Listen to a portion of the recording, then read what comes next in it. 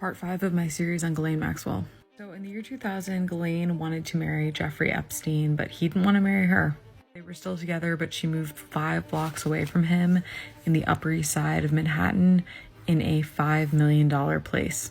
So another way that she was recruiting women was she would go and get massages, and then if she liked the massage, she would offer to fly women out or hire them as a private masseuse. One of the victims had given Ghislaine a massage in the Four Seasons and was flown out to Palm Beach to audition as a masseuse.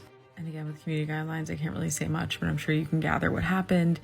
And the same thing happened for another woman who was in massage school.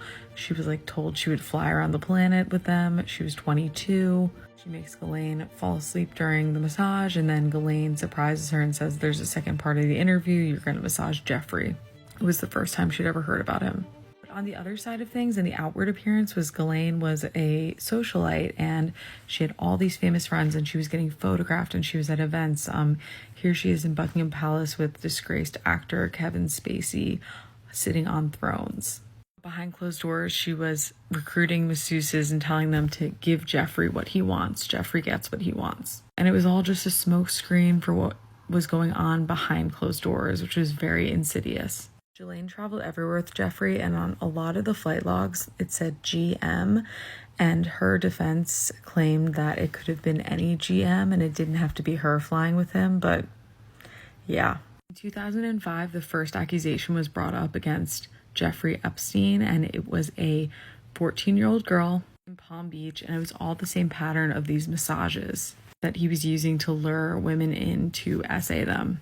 When the police investigated, they had tons of other victims come forward. And in 2006, when Jeffrey was charged, the police were unhappy and tried to bring the case to the FBI.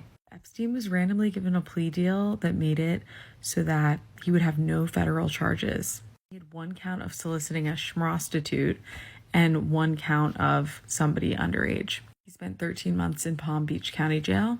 And guess who didn't cut him off? You guessed it, Ghislaine. She stayed in his life in a very reduced role, and when asked why, she said that he was very good to her after her father's death, and she's a very loyal person. Interestingly, Ghislaine has many siblings, and all of them fervently support her still and believe all of this is just a media circus and that she's a scapegoat for Jeffrey.